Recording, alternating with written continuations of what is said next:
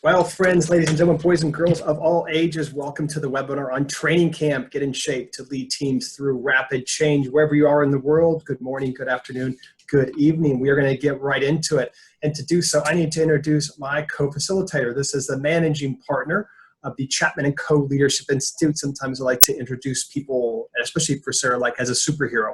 So when you think about what a superhero has, they have three key characteristics. One, they come from a strange and mystical place that you can conceptually get your arms around, but you don't actually understand it. Two, they have a power that happens very easily for them, but it's difficult for others. And three, most importantly, they use it for good. Because if you use it for bad, it becomes a super villain. So what does Sarah have? Well, she comes from the strange and mystical place called Fairbanks, Alaska. Fun fact, Sarah is always cold. You would think like if you were from the cold, you wouldn't always be cold. And yet, as a Scottish say, there's no such thing as being cold. There's only being underdressed. So one, she comes from a strange place. Two, her mystical power is that she has a really insane ability to break down very complex problems into simple sequential steps that other people can do. So if I were to say it in a phrase, it would be makes the complex simple, which is a really great lead in toward what we're going to be talking about today, and that is working through change. And the last part is she uses this work for good. She and I launched the Leadership Institute about 5 years ago. Sarah worked in Barry Waymiller inside of our parent company. We'll explain that, and also did sales incentive programs. So when you think about changing programs to incentivize different behavior, this is something that Sarah has a steeped history and background in. So this is the reigning, the defending managing partner of the Leadership Institute. I give you Sarah, Nicole, Hannah. Sarah. Reigning, defending, it makes it seem like somebody's going to come for the title. Perhaps they are. Fun fact about Matt Wyatt, once in a conversation about, as you do when you're traveling around the world, back when we could travel, what superpower do you wish you had? And he said, I wish I could jump from really tall places to lower places. And to which I said, you mean fly? So that's what he wants a superpower to be. I was just doing one part of the flight. I just thought it'd be cool. I could just jump off. Just jump off from anywhere. We were on a plane at the time. So it's a little bit about his superpower wishes. Matt Wyatt has a background in our U.S. Armed Forces. He was a commander and leader in the United States Air Force. And certainly he's going to be sharing a few of his stories from the military perspective as it relates to change. How do you inspire people who perhaps might not have a say in the direction that you're going, but yet a huge change needs to actually happen? As he mentioned, we launched the Leadership Institute together about 5 years ago, and we're excited that we're doing a new series, new theme, sports instead of music. So thank you to all of you who tuned into the last series and are back for this one. Yes, appreciate it. And just really quickly on the CHAPMAN&co Leadership Institute, so we're a full service consultancy. We blend both the people aspect and the business aspect, everything from assessments, both the organization and individual leaders, leadership development from frontline to aspiring leaders to middle management to your senior CEOs, C-suite leaders. We do training courses, everything from diversity, inclusion, safety, customer service. We obviously do some workshops and keynotes, and we're full serve consultancy, especially in the communication side. And we'll jump into that. But that is the end of any kind of sales pitch. I have no steak knives to sell you. Housekeeping. Everyone is muted. Please just chat. And when you do chat, bring it to everyone and then put Q&A in whenever you would like throughout this. A lot of the learning comes from what you all share with each other, so really appreciate that. We are recording the sessions. If you need any help, Jamie Dix, one of our colleagues, is backstage. She can help you and assist as necessary. And at the end, we run a very short survey. Speaking of change and getting the buy-in for people, this is Lambeau Fields, one of the most revered football, NFL football stadiums in Green Bay, Wisconsin. And they obviously get a lot of snow there. And so these are not employees of the Green Bay Packers. These are the local fans. And so they get volunteers that come out and they shovel the snow off of the stands before games when the snow has dumped. So really cool about that. All the slides, the link, the resources, everything is going to be provided to you. This is the Enigma machine, a code-breaking device used by the Allies against the Axis powers. And you think, why would you go from Lambeau Field to an Enigma machine? Well, because you're not going to need an Enigma machine for all this. We're just going to give it to you. I'm really proud of my transition there. We're going to provide it to you in an email, and it will also be on our website, cclleadership.com. But now we need to get in and hear a little bit from you. All right, if this is the first time that you've joined us on one of our webinars, then this might be new to you. As a way to do it. The easiest way to do is grab your smartphone, smart device, and log into menti.com in your browser.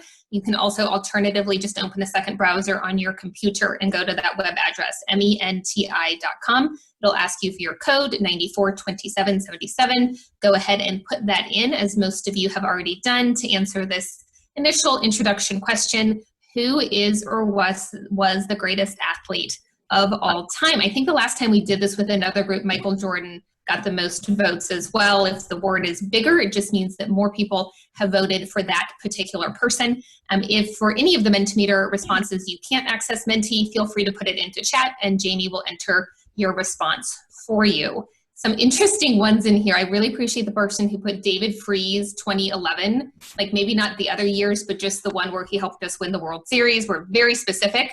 And I will admit I have Googled a couple of these. So one benefit of having a very global international audience is you get some great responses, including a Czech long distance runner is in the mix, and some names that we're all familiar with, the Michael Jordans, the Patrick Mahomes, Serena Williams, and bonus points to the person who put in Wonder Woman.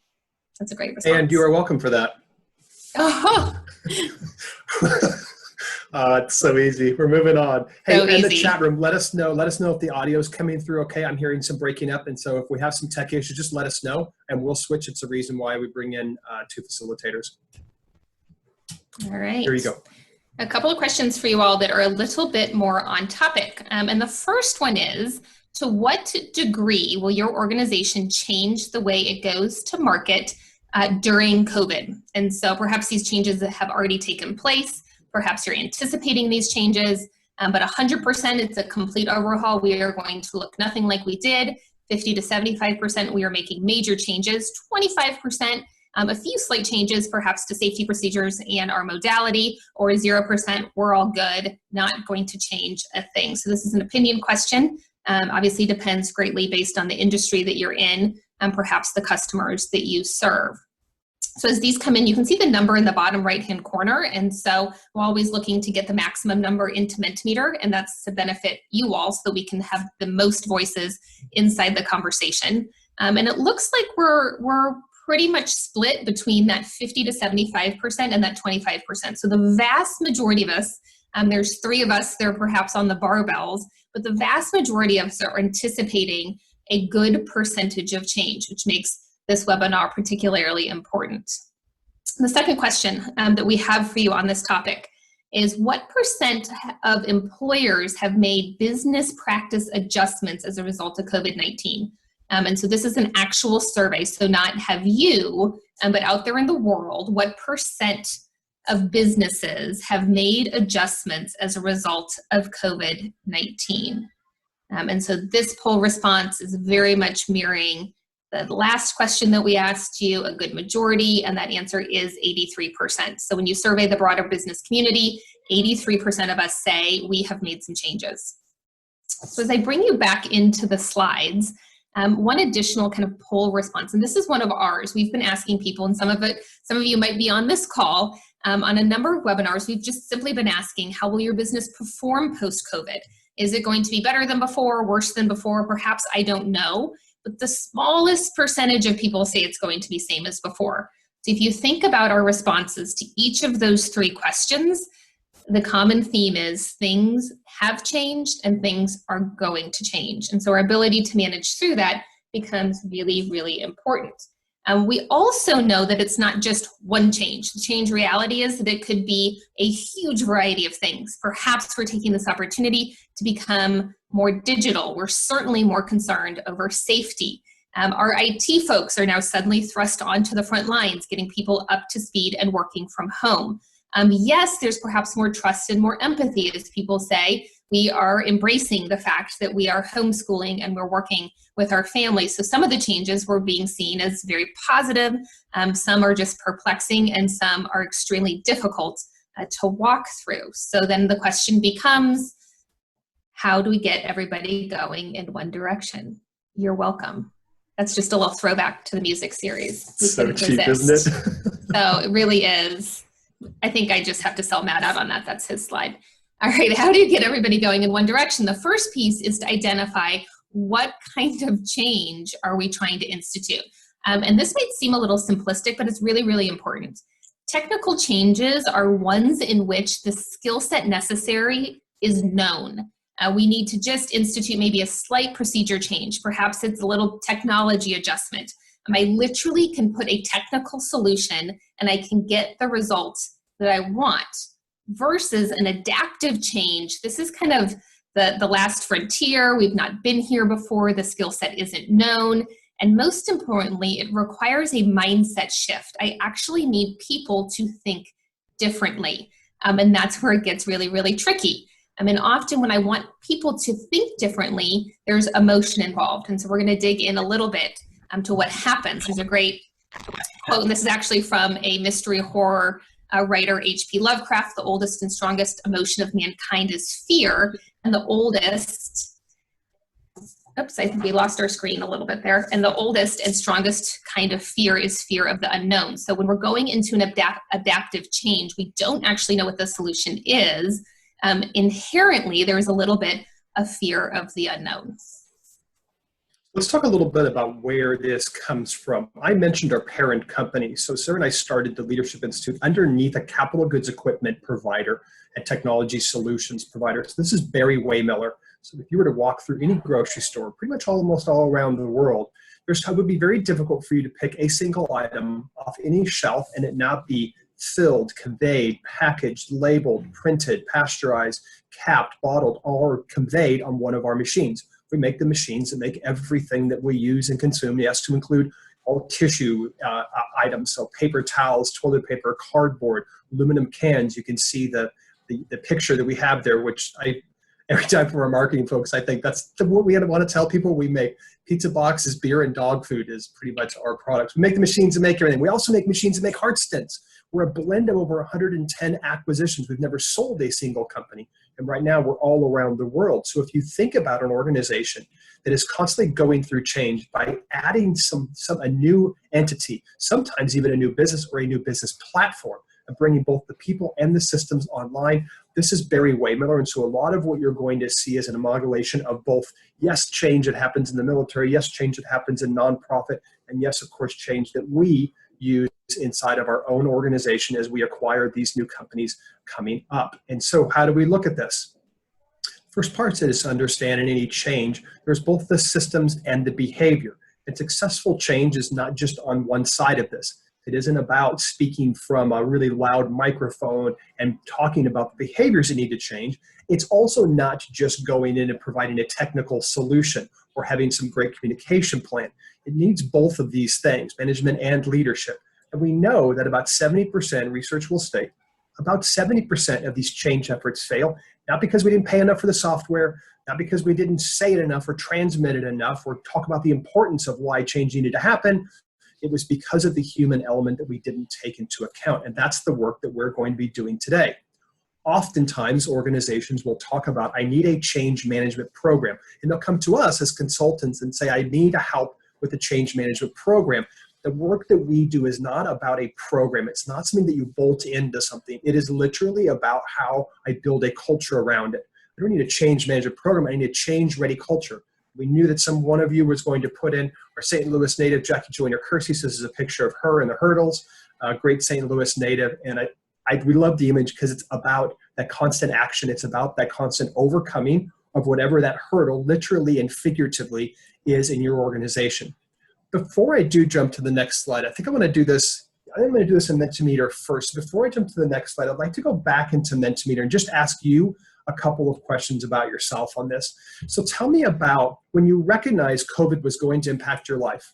How did you feel about that right there in that moment? So perhaps you're an essential business and you realize you and your folks have got to be on the front lines. Perhaps you realize we're going to be staying home and we don't know how long it is. But what was the first thing that happened? We're thinking back, and for us it was, I believe, St. Patty's Day, about March 17th this year. What's that first moment, that first reaction, like emotional, cutting to the core of the human? What is that? And I see these words coming up. Our profanity filter caught whoever put in the word probably, oh, darn it, or oh, shoot, which is getting more and more votes on this one. But uncertainty, you see worried, fear, shock, anxious, discomfort. If you look at most of these words, I don't think we would associate most of these words with positivity or what's called leaning in. This is just a human reaction to this. I know we put in the chat, like lost. I love the person who put in, I think, let me see if I can find it, I'm my kid's teacher. Yes. It is a feeling unto itself. That is a cul-de-sac of tears right there that we are all in. This is why I lock myself in my basement. All right, so this was the first question, how I felt about change in that right moment, first time it happened. Now I want us to fast forward into current state. So now I've been at this for a while. How do I feel about the change now? I know someone's going to put in, I am my kid's teacher. I know the school year is starting to come up, or I am my kid's summer school camp. How do I feel about it now? I'm tired, over it. It's a great one. Losing a job I love. We got this. Exhausted, curious, tired, excited, grateful, challenged, positive. And there are some other ones, right? So resigned, creative. I see the opportunities. I'm going to let this build for just a few more seconds and certainly appreciate you all putting in your votes on this. I see the opportunities, some grief, motivated. And what's interesting is we look at these two. I asked you how you felt about it right in the beginning. And while we have a mix of words here, clearly when I asked you, how do you feel about it right in the beginning, a lot more of the shock, disbelief, what's going on. And this one, at least now I start to see a mix of it. I see growth mindset, I see motivated. And there's a reason for that. We're going to lead us through how that has. As I transition back into the slides, well, one thing from an overall business perspective we think about is there's always this nexus between embracing change on the y-axis there and preserving stability. In other words, I know it, it's a pattern, I can repeat it, I win at this game. And that the nexus of these, if I can both understand how I preserve stability and embrace change, that top right there, that's current and confident. So one thing I would just ask, if you want to put in the chat room, that's great, thinking about the change we've been through so far. Think about your own organization. Where would you put your own organization? If you don't mind, just put it in the chat room. I'll use some historical examples and ask Sarah to join in as well. Staying the course and left behind, I would offer that was perhaps Blockbuster is a good example of that. Kodak in the past would have been an example of that. Frozen and failing, and I'm not criticizing these organizations, I'm just presenting some information about how it happened in the past. Frozen and failing, I think in the past that would have been perhaps like a Kmart. I know Sears is in a lot of trouble. What are they doing to kind of move out of that? Cutting edge and chaotic, that's a tough one for me. I'd almost think of, this is not disparaging, I would just think about how fast their changes are. Perhaps that might be Tesla, reacting to things, putting things out. I love their new, a group in there, I might put it there. And current and confident, I'd use probably an Amazon, perhaps Netflix. I might use an Apple computer. Google might be one of those. Sarah, what would you add on this one? I think what we've talked about is certainly a Kodak and the staying the course. Those are the easiest ones, the JCPenney's, some of the big box retailers that, are wrestling with, if I'm attached to a mall and that concept is dying, how do I even begin to get into the current and confident box? Yeah, which is a great transition. Then I give it over to Sarah as we talk about how we as humans respond to change, but just a layer to say it's not just about changing the gigantic business model. This change happens in the slightest of things I'm asking people to do differently. So the majority of you said, I'm going to have to change the way I go to market. We're no different than the Leadership Institute.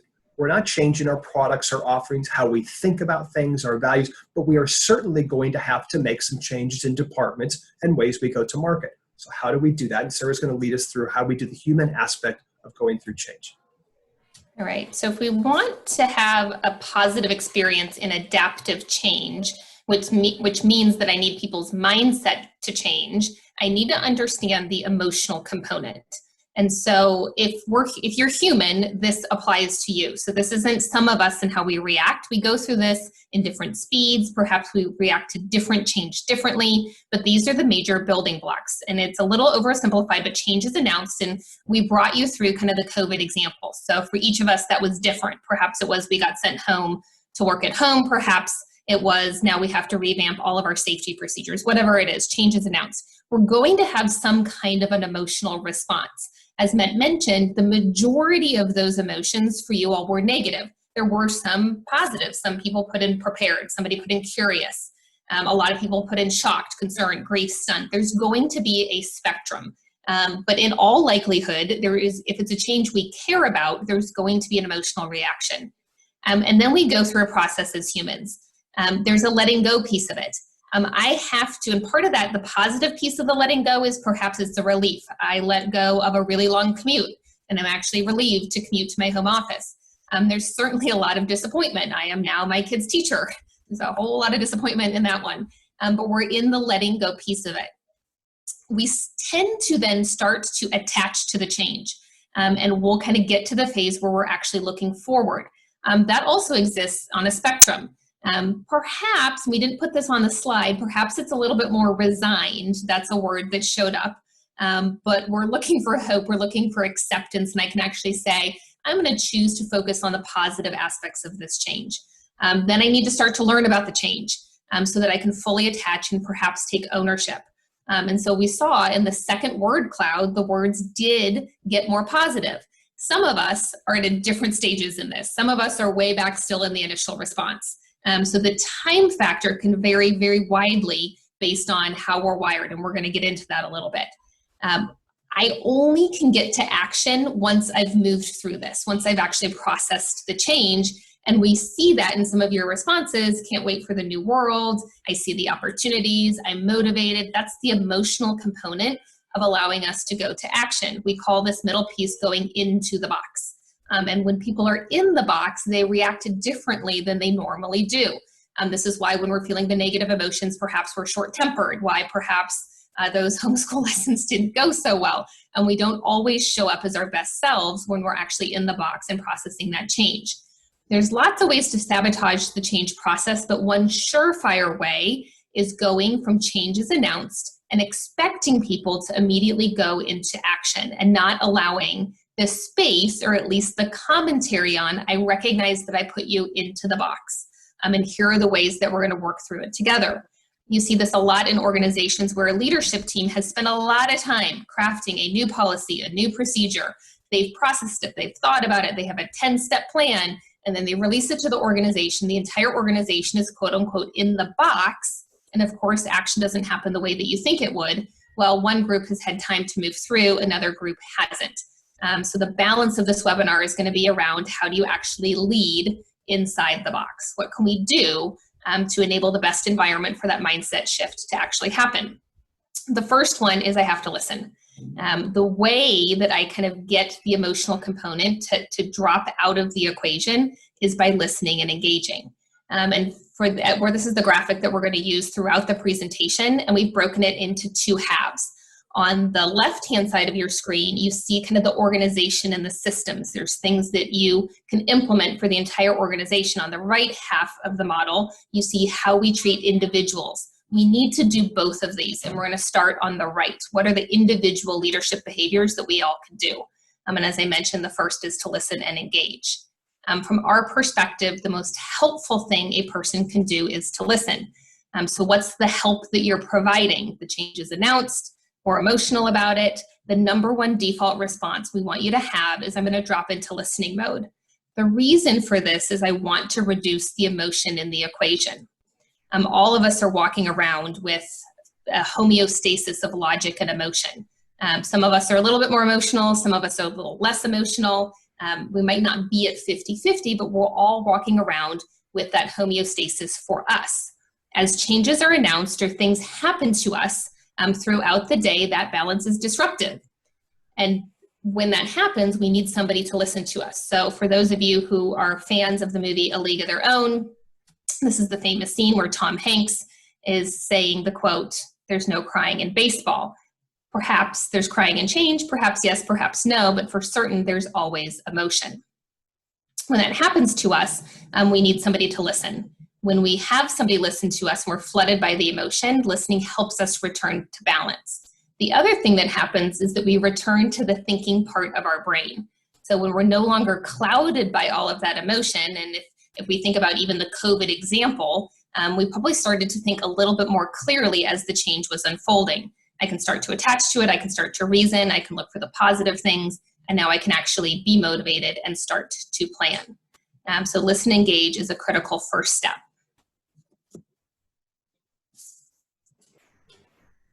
All right, so if listen and engage is a critical first step, we're going to look at how we tailor some of our not only leadership behavior, but individual behaviors as well. To do that, I'm going to show you one of the tools that we use as an assessment, both from leaders and also individuals. And so this assessment, and this isn't a plug for this tool, it's just a tool that we use. You could use DISC, you could use, I know some organizations use Myers-Briggs. We really like Emergenetics because it is very simple and it breaks down these behaviors into 4 key areas. Analytical, you're a clear thinker, you're a logical problem solver. Rational, analytical people, they're like me. I love data, I love numbers, I love seeing in the numbers. Moving over to the top right, conceptual, yellow, imaginary, visionary, intuitive about ideas, and really enjoys ideas, not just the big ones, but also, oh, wouldn't it be great if we could? And then they'll have 3 or 4 ideas that come from that. Structural thinkers, they're very practical. They like guidelines, they're predictable, but they also like the ability to build a structure so they can see how all the pieces fit together. When I think about structural thinkers, they think about someone who sees the world in Legos and they're just building them constantly. What's the structure we're building for this? The last group there, the red, bottom right, you'll see is social. So they're very intuitive about people. They're very socially aware, sometimes very good empathy pieces. They're really built on the relational aspects of people back and forth. So I'm going to move us back into Menti. And what I'd like you to do is I'd like you to think about the analytical, very logical, data-oriented, conceptual ideas, structural, practical guidelines, social, intuitive about people, and relational. I'm going to move us back into Mentimeter, and I'm just going to ask you, what are you?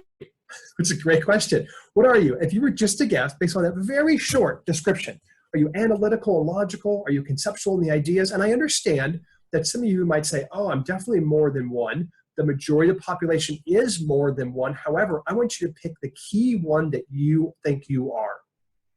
The key one. I think we have over 100 people on this, and we have about 50 or 60 signed into Menti. So as I start to complete this, one thing is to look at this and say, if Sarah just led me through this whole listening aspect and how we listen and how helpful it is, one of the things that makes it a little more challenging is, as you can see, it's almost a pretty clear, even distribution. And for an example, Sarah is a very structural thinker. I am very analytical and conceptual. And so when we think about how do we listen to one another, there's a difference in how we simply process information.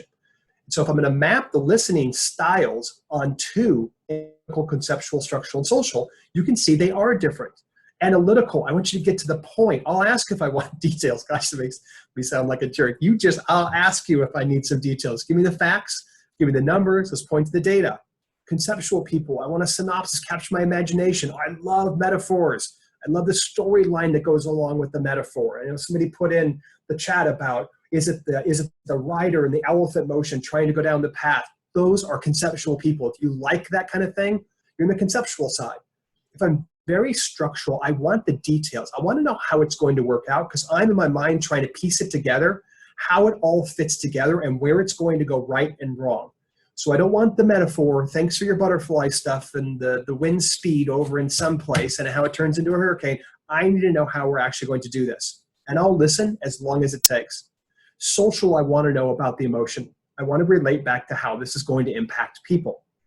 And you go, well, that's all interesting. Well, if I'm trying to communicate to someone about change, we literally process information differently.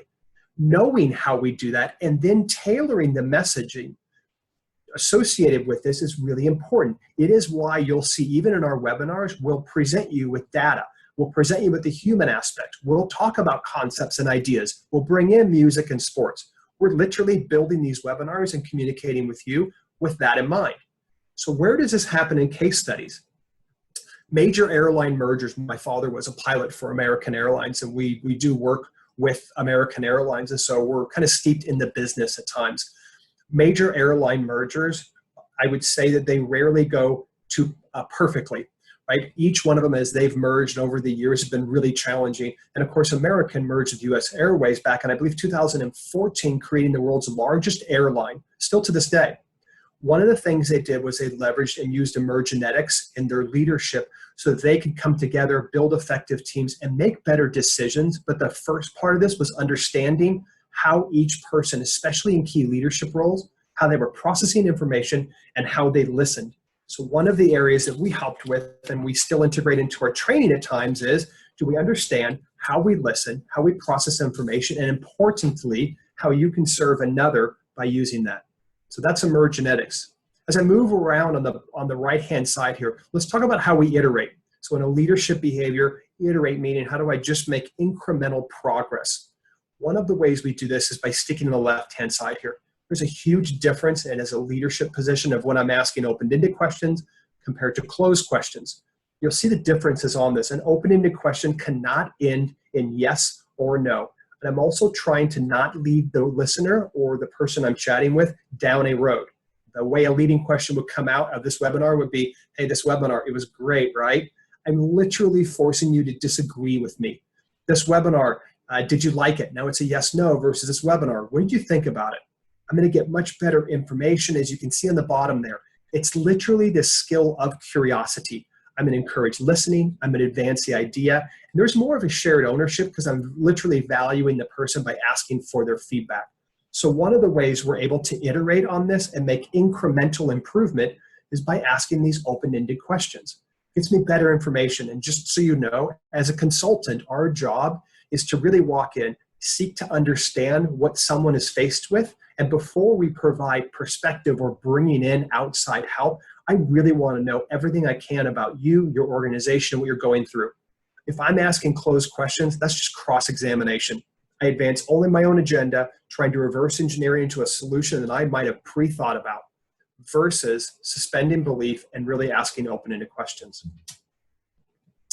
Judge ownership. So this is a really great slide. People who feel they have co-created a solution feel 5 times more ownership than those who are told the solution. And so from a leadership perspective, asking those open-ended questions gets me into someone else providing information, advancing this, making this iteration, and getting this. Is a picture of the Canadian, Sarah, it's a sport, curling. No one plays it, curling. Why do people play it? I play it. Because the stone curls. Because if you're in Canada and you live in Ottawa, which is a gorgeous city, they have frozen canals and they have a lot of ice and they really enjoy their winter sports, which is why they are world champs. So great question about people being involved in this. So coming back to this anchor point of involving people, one way I can involve them, ask open-ended questions, get their information, then we can iterate and make those small changes. All right, so on the right-hand side, we have the individual leadership behaviors. How do we show up in the change? We listen and engage, we tailor our approach, and we iterate. We get input, we use lots of open-ended questions. From a more macro sense, and you think about this, okay, what am I doing on behalf of the entire team or perhaps the entire organization? I need collectively to build understanding and conviction. And so part of it is I have to start with what shouldn't change. Whatever it is that I'm trying to implement or do, it's very helpful to anchor it to the current vision, purpose, values that exist in the organization.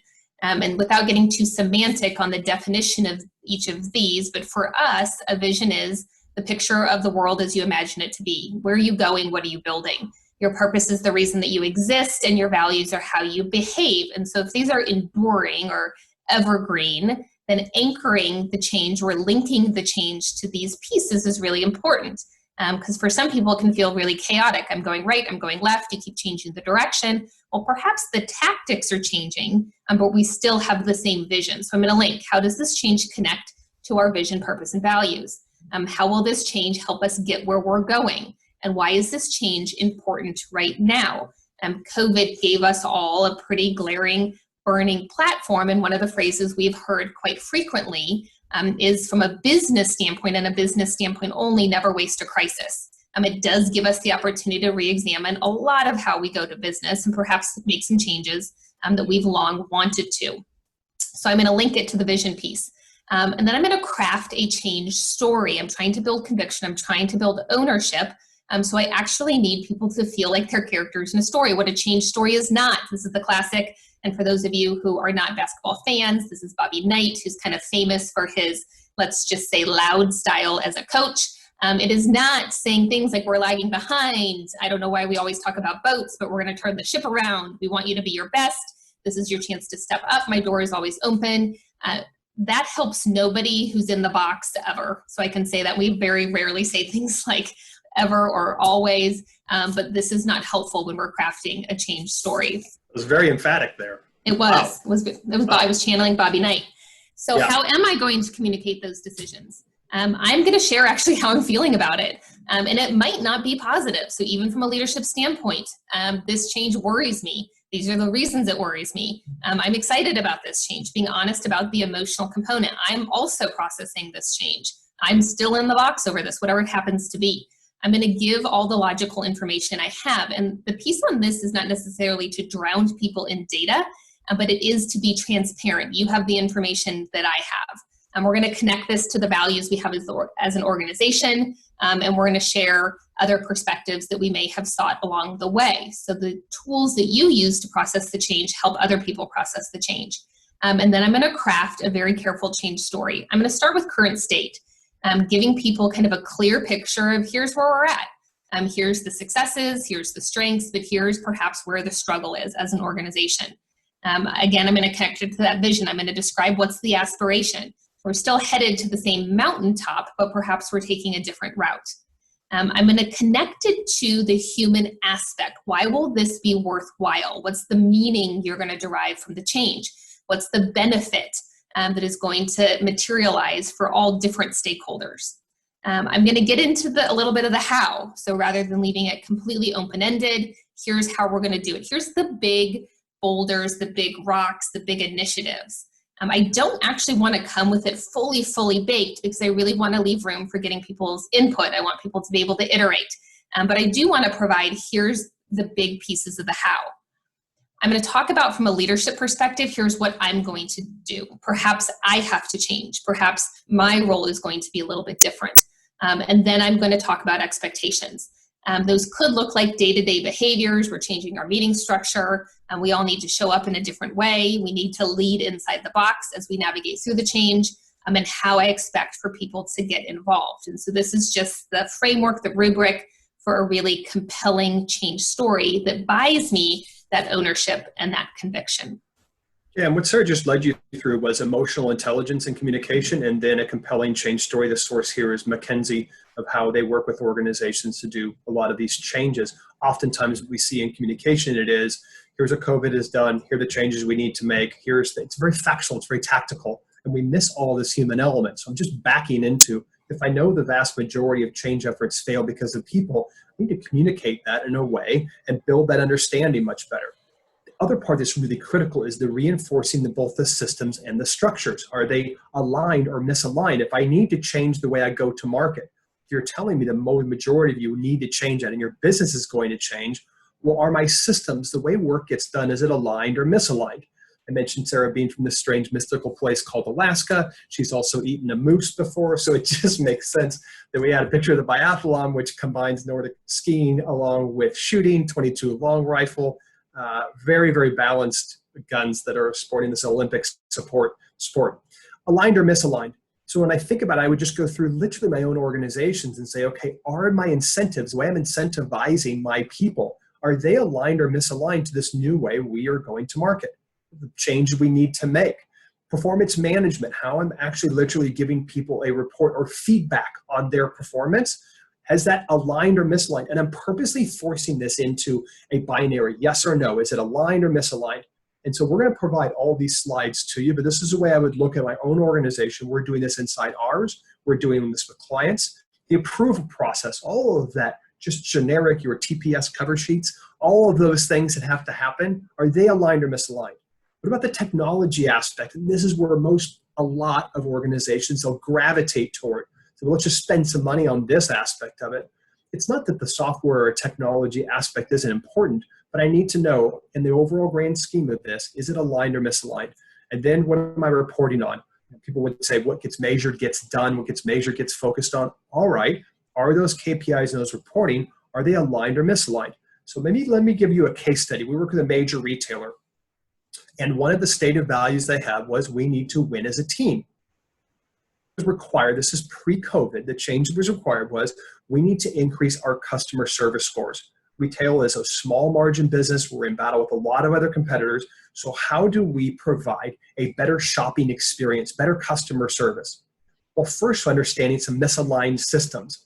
individual store performance metrics and incentives. If I'm incentivizing an individual store, well, then why would I want to share my best practices with someone else? And a separate P&L for supply chain versus stores. So I'll get into the result and then what we did with them, but just teeing up this aspect of they had both systems and behavior aspects that they were wrestling with, especially when their stated value is when as a team, there were a lot of systems and behaviors that were misaligned to this. So one of the things is, can I role model the change and to develop talents and move around the organization side to the bottom here? One of the things we know is the single most significant factor influencing a transformation's outcome, and this can be both on the successful side and the unsuccessful side. The most significant factor influencing it is the degree of ownership and commitment of the organization's leaders. The number of times we're working in an organization, and especially if we start out with middle management, the number one question we will get is, when are the senior leaders going through this? Have they been through this? My senior leader really needs this. And so that buy-in, that commitment from everyone. So let's go back into this case study, if you don't mind. The result was a resistance to share best practices, I mentioned, and the system piece. Since I had a separate P&L for supply chain versus the stores, I had inventory being dumped in store warehouses, because I'm literally looking at it differently, causing a ripple effect on customer service.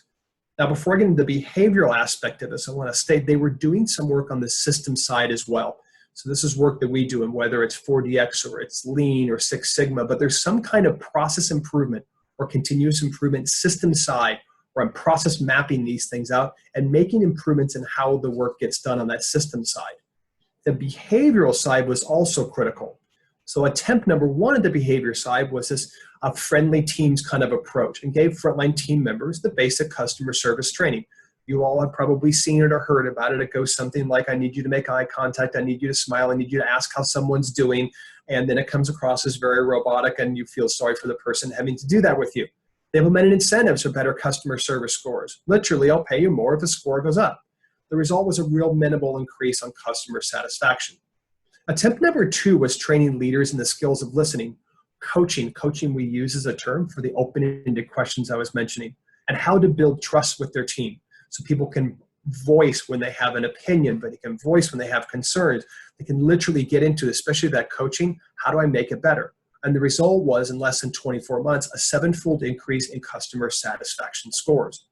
I just want to state again, they were working the system side of this, but you can see if I just simply say I'm going to throw money at this and give people tactical training and talk about the customer service scores, I missed the really important part about the human aspect of this. Listening, coaching, how to build trust, because if I want change, that's the behavior of when that comes through. So you can see the result of that. Sarah, anything else to build on this aspect of it? And maybe one of the other aspects then, just to say this real quick, is that during that leadership training, we also implemented, you saw the Emergenetics, we implemented a very similar type of tool and program to allow people to understand this is how I process information, how I have a preference in my own listening. And so that allowed the teams to work tighter together. And as you mentioned, the result there, 7 increase in customer satisfaction scores. Not stated here was also about a 21% decrease in store leader turnover as well. And I do want to address a question that came in, which is linked a little bit to this kind of balance between the behavior side and the human side and the system side. So the question was, over the years, organizations have turned to be more process oriented and tool centric. This move, this move happens from moving from people centric organizations to process centric organizations. Have you done any research on this, and who reacted well? I would say that we don't disconnect the two. And so the heart of the question is, well, if I get all these processes right, the intent is I'm trying to make my business more efficient, does it have a decreasing effect on my culture? We look at process improvement as actually one of the strongest tool sets that you have to actually increase the human side to your culture. The trick is in the language and the approach.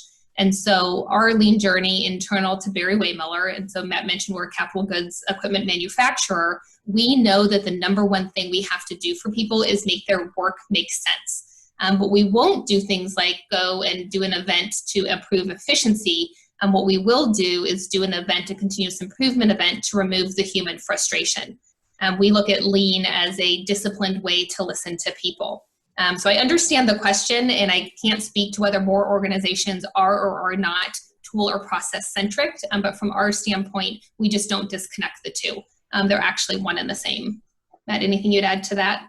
I would just add, I think from a military standpoint, when we were doing any type of change, we're heavy in the process portion of it, which makes the ability, it's really critical because it makes the ability of people to lean in. But a lot of times what we missed was that human element and that human behavior aspect of it. I wouldn't say that one is stronger than the other, which is why we presented it to you in a Venn diagram. If I over-index on one or the other, I actually don't get the buy-in that I need. And if I have all the buy-in I need, but I don't have the right process or system, that's the one-way trip into frustration land for a lot of people, and especially going through the change. Like, I get it. I know I wanted to be it, but I'm tired of going down this road. The process is not built there. The other question that came in, sir, and I'll just take this one quickly before we move on to that one, is what are your recommended behaviors of listening? So I know in some of our previous webinars, you can go to ccoleadership.com/resources. I know it sounds like a sales plug there. We have nothing gated. There's no sales stuff in there. You can go right in there, grab any of our tools, our webinar recordings on listening and how we do that. But the 5 behaviors are: one is attending behavior. I'm squaring up and showing someone that I'm literally listening. The number one way when I ask a team or a group to show and display that they are not in fact listening is they pick up their phone. So step 1, if you want to know some great listening tips, put down your phone. So number 1 is attending behavior. Number 2 is acknowledgments, whether it's verbal or whether it's with your nonverbals. I'm acknowledging that you are there, that you're speaking, and I'm letting you know I'm cued in listening. That's why people will stop when they know someone's actually not listening to them. The other one is door openers. So door openers are very similar to an open-ended question. Go on, tell me more. What else happened? What's your feeling on that? Those kind of open-ended questions. The 4th one is silence, both in the physical standpoint, but also in the mind. Sarah will talk about imagining a blank whiteboard, which as a conceptual kind of person, I'm always writing things on that blank whiteboard in my mind and then having to erase it. And it literally takes energy for myself to stop thinking about something else and focus on just what that person is saying. The silence is critical. Then the last and 5th and final step is an empathetic response. As the listener, I'm responding back that I've heard what you said factually, but I'm also giving you what the feelings I think you are feeling, and then it allows you to correct it. And if I have no idea, then I just say it sounds like, and I list the facts, and then I ask, how is it making you feel? Those are the 5 areas of attending behaviors, silence, door openers, acknowledgments, and empathetic responses. You can get more on ccoleadership.com/resources. Right. There's another question that came in. How widespread does the process change need to be, especially vertically, to get culture change? And I don't know that we would be so bold as to quote an exact percentage, or it has to be, there's so many different factors that go into what kind of change is it, how quickly does the change need to be implemented. I will share just a brief story that is a little bit of our philosophy. In one of our particular business units, when we acquired them, they had lost $52 million the year before. And our largest customer had declared that you have to reduce 40% out of your capital equipment costs, otherwise you're going to lose us. It's a very consolidated industry, only really 3 or 4 main key customers. They wanted us to offshore, and we decided to keep the manufacturing in Green Bay, Wisconsin. The way that we chose to pursue reducing the cost of the equipment was actually through lean, through the methodology that I mentioned. So did some really quick, fast lean implementation, got a small group of people on board and brought that customer in for a tour, and really had only transformed 1 bay of a massive plant up in Green Bay, Wisconsin. The customer walked up to one of our team members and we said, you can talk to anybody that you want to, and they had just been acquired. And the customer asked the person, how bought in is the organization to this change? How deep does this go? And the answer was perfect, and it was, I don't know, but we're really focused on the people who are bought in. And so that's kind of our philosophy is, do people take longer to go through the box? Perhaps. Do people need different leadership? Perhaps. But we do know it's going to take a whole lot longer if I'm not looking at both halves of this equation, both the individual, and I'm training my leaders to have these leadership behaviors, and then I'm looking at the organization from a macro sense. The result of all of that hard work is people who say, I moved through the box. I'm actually invited to participate. I have a role in the change. On the organization side, you have people who are saying, I know why this change is important. I'm in a system that is not frustrating the others, and in particular, senior leaders behaving different, and I'm equipped, I have the skills and the behaviors to do the same. So this is the feeling that goes along with people having moved through the box. Another question, sorry, go ahead, sir. No, go ahead. Okay, another question we had was, imagine I have to take over a team. I like it starts with imagine. Hypothetically, let's say someone has to take over a team who's going through change, where there was no optimal starting phase, people were not involved, change was not well communicated, etc. Or should I put effort in the change process to get it on track? Where are your thoughts? Okay, so I'm going to back up into this slide here, and I would say here's where I'd start.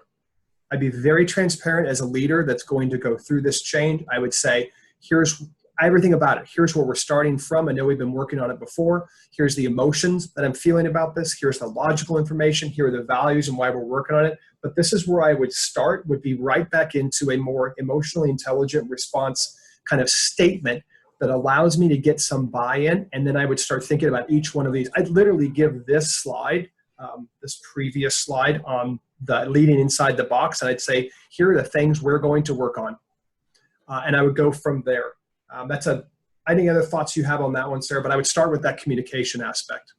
Yeah, and a follow-up to the question, which relates to this, is, being hyper-vigilant to mid-level managers who are caught in a sandwich between non-changers and people that they're asking to change. And so fully agree, and the challenge becomes, I actually have to receive the vision most often, right? If it's kind of a top-down change that's being asked, I have to receive that vision that I may or may not have input into. I have to intellectually understand it, then I need to translate it to the people in my span of care, and that's a broad skill set. So one of the pieces to say, have we actually given those middle managers those tool sets, and have we actually walked through the conversation whereby they apply the change to the different roles? And so that we fully agree that's probably a step that's missed and requires a lot of intentionality. And it's just assumed, I proclaimed the change. I even had a 12-point plan. It was very, very clear. There were 52 PowerPoint slides. Go lead the change. And yet we're missing a whole host of skills that those middle managers really need. Yeah, and I think it's easy in organizations, and sometimes when you'll hear people and consultants talking about this, they'll say, well, the middle managers, that's really critical. They've got a really tough job. And then it's like crickets. Okay, well, what do you do about that? Well, what I need to do about it is this, right? If I want the middle managers to buy into this part of it, I shouldn't present all the intellectual and process solving on them, on their shoulders to make it happen. I know the middle managers, and I would just think about my middle manager on this slide that we've written for you. Will my middle manager change their behaviors and model the change to their people? If I can do this for them, if I'm a senior leader, and the middle manager thinking the same thing for their frontline leader. And by the way, I know we talk about organizations as moving down, but the more I move, quote unquote, down is the closer I get to the customer. And that's why it's so critical. Appreciate every question that you all, I know this is a hot topic, so know where these questions are coming from. As we kind of wrap up, we want to get a little bit of your feedback, and this is not feedback to us, it is actually feedback to each other. And so we have a lot of smart people who are listening in, and so we want to know what you will do differently walking out of here. So what's the skill, the behavior, the tip, the trick, the thing that you're going to do? And as you put these in, we'll build a PDF that we'll send to you so that you get the wisdom of everybody who has joined the call. You can put it in chat as well, and we will load it in for you. So this can be a cheat sheet of things potentially that you can try. So appreciate that the top two are listen. It is often skipped, and I will say for all you homeschool parents out there, it works beautifully on children as well. They don't actually need to solve your problem. I just really need to listen sometimes. Helps the parents too. Walk with, not push through the box. Yes, that is a good one. Sorry, I would just add the one that put listen with the intent to understand, not just respond. I will tell you for the CHAPMAN&co, for the Leadership Institute, it's our number one first value we start with is seek to understand. I'm not going to be a good consultant. I'm not going to understand what you're going through unless I'm truly just there to be curious and understand what you're going through to give you either the right solution or to give you to someone who actually can give you the right solution. Mm-hmm. Lots of votes for the listen. I'm using the in the box. I will say it's a really powerful kind of term to talk about. And sometimes we'll even say, once it becomes vernacular in your organization, like, I can see you're in the box. And it's actually just helpful to name it, because then you can say, I know, I am. appreciate you calling that out. So we'll continue to put these in if you haven't had a chance to, because it'll build the PDF, and then we will send out that cheat sheet for you all. The second piece of feedback, we're going to load a poll actually into Zoom, and this feedback to us. So we really, really appreciate it. This is our voice of the customer. If you just a few short questions, if you could fill it out, it helps us improve for the next time. And as that runs through and is up, we'll just show you the additional topics in the series. So hopefully you'll come back for the next 4 that we have for each of you. And Sarah, can you confirm the poll is up? Yes, great. It is. Okay, thank you. So the next one is assess your new lineup. Are your people playing in the right positions? So if you enjoyed the little bit that we did on emergenetics, we'll actually be kind of doing a little bit more of a deep dive into all the different ways that you can assess your talent, your bench, your players. But that will definitely be featured. It is our favorite tool, and we could go and talk endlessly about it, which we might next week. But it is also a tool that if you're interested in participating in an assessment yourself, or you'd like to bring your team through it, we can do that for you as well. Additionally, coming up, we have session 2 of our 2-part include class. If you weren't able to catch the first session, that is okay. You can still join us for session 2. You are more than welcome. That is more of a course format. It's 2 hours, but please check that out on our website, ccoleadership.com, how we can help. I mentioned the leader assessments, emergenetics. We're doing a lot of strategic planning right now. We're doing a lot of executive coaching and talking a lot about effective teams as people navigate this change.